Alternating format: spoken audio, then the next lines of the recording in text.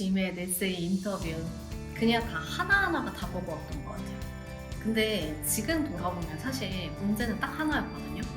바로 없었던 것 같아요. 그 당시에 이걸 어떻게 해야 되는지, 그리고 어떻게 잘하는 건지에 대한 답을 사실 얻기는 되게 어려웠어요. 저도 즉 왓은 알겠는데 how를 모르겠더라고요. 주변에 MBA 나오신 분이 있었던 것도 아니다 보니까 MBA를 준비하는 시간 내내 혼자 생각하고 혼자 정하고 그렇게 했는데, 그걸 하면서도 계속 의문이었어요. 이게 맞는 건지 계속 아리송하더라고요.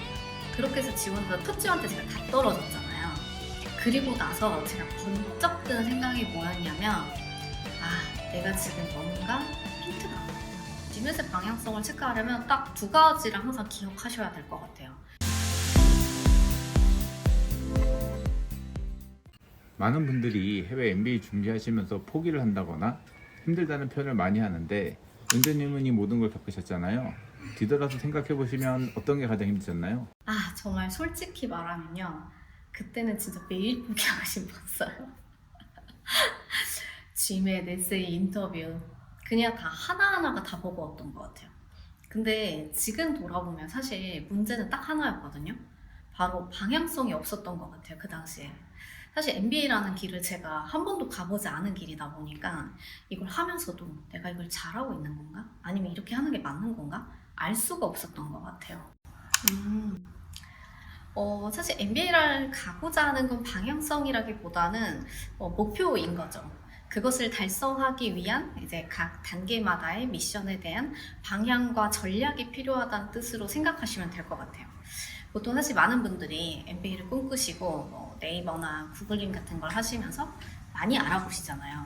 MBA 준비하려면 지맷이 필요하거나 지맷 몇 점이 필요하거나 에세이를 써야 하는구나, 인터뷰를 봐야 하는구나 정도만 사실 알 수 있는 수준이지, 이걸 어떻게 해야 되는지, 그리고 어떻게 잘하는 건지에 대한 답을 사실 얻기는 되게 어려웠어요. 저도 즉 왓은 알겠는데 how를 모르겠더라고요. 주변에 MBA 나오신 분이 있었던 것도 아니다 보니까 MBA를 준비하는 시간 내내 혼자 생각하고 혼자 정하고 그렇게 했는데, 그걸 하면서도 계속 의문이었어요. 이게 맞는 건지 계속 아리송하더라고요.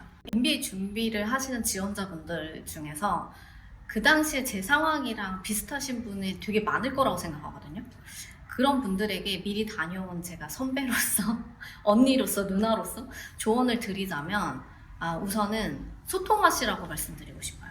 이게 무슨 이야기냐면, MBA는 정말 가보지 않은 사람은 절대 알 수 없는 되게 폐쇄적인 길이에요. 그렇기 때문에 인터넷에 있는 단편적이고 표면적인 정보만으로는 그 how를 파악하기가 진짜 쉽지가 않아요.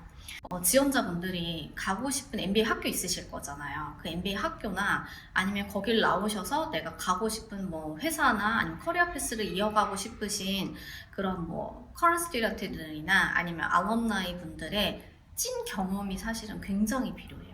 왜냐면 사실 이분들은 그 폐쇄적인 길을 이미 한번 다 겪으셨고, 그리고 그곳에서 실패와 성공을 다 경험하셨던 분들이다 보니까 이렇게 하면 되고 이렇게 하면 안 되고 이런 것들을 다 잘 알고 계세요.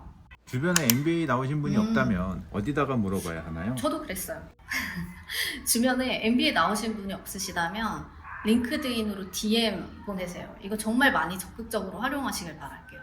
근데 우리나라 분들이 이거를 약간 내가 모르는 사람한테 보낸다라고 하면 패 끼친다고 생각하시거나 아니면 약간 부끄러워하시는 것 같기도 하거든요. 근데 저도 그랬었어요.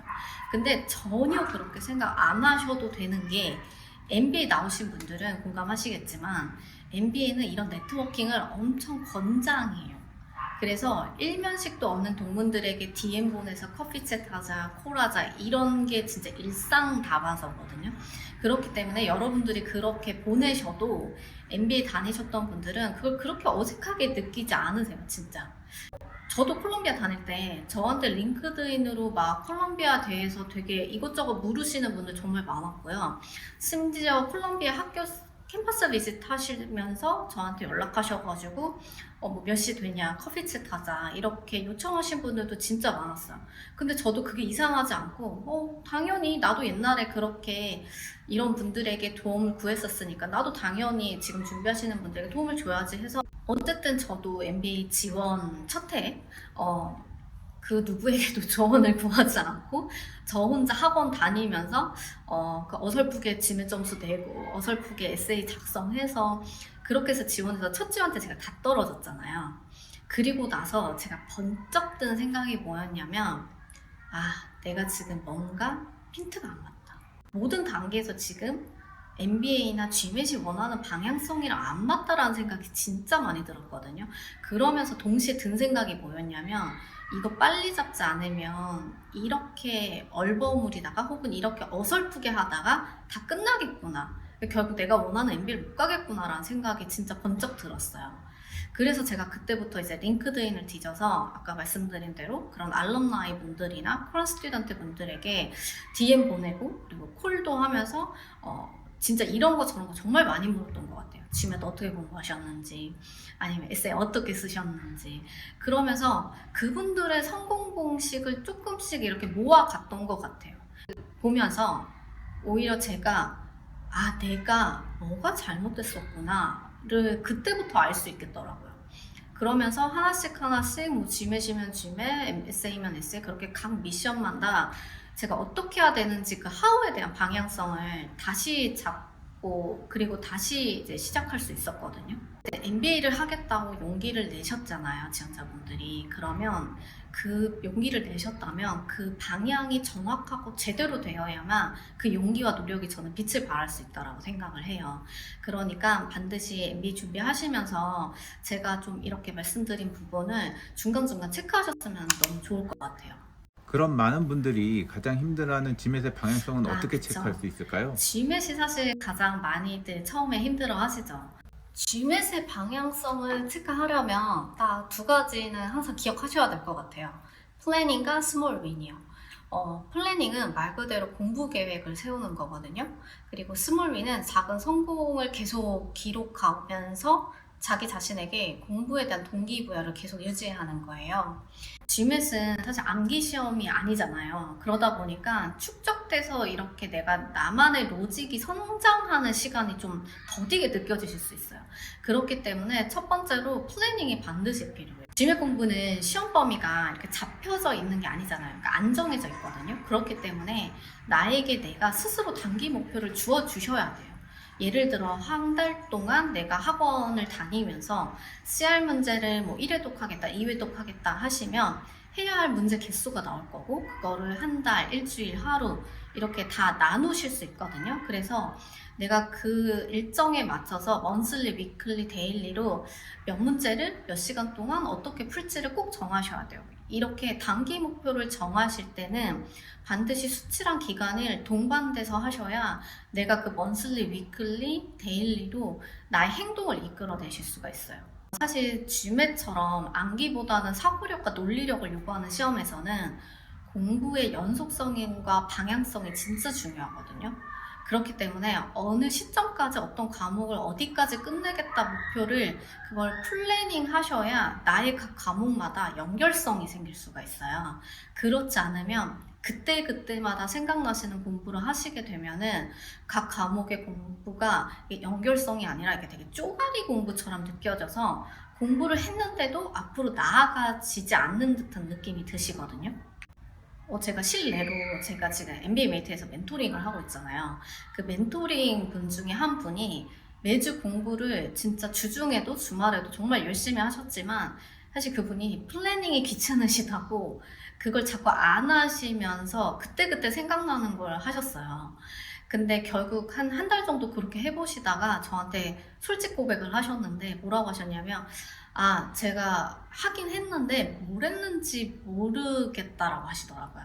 그러면서 이제 다시 저랑 같이 이제 먼슬리, 위클리, 데일리로 플래닝을 세우고 이제 그때부터 공부를 하셨는데 그러고 나서 한 딱 일주일 만에 그분이 이제야 제가 지금 GMAT 뭐 CR이 어디까지 와 있고 매스가 어디까지 와 있고 그걸 알 수 있겠다라고 하시면서 앞으로 나아가고 있다는 느낌이 든다고 하셨어요.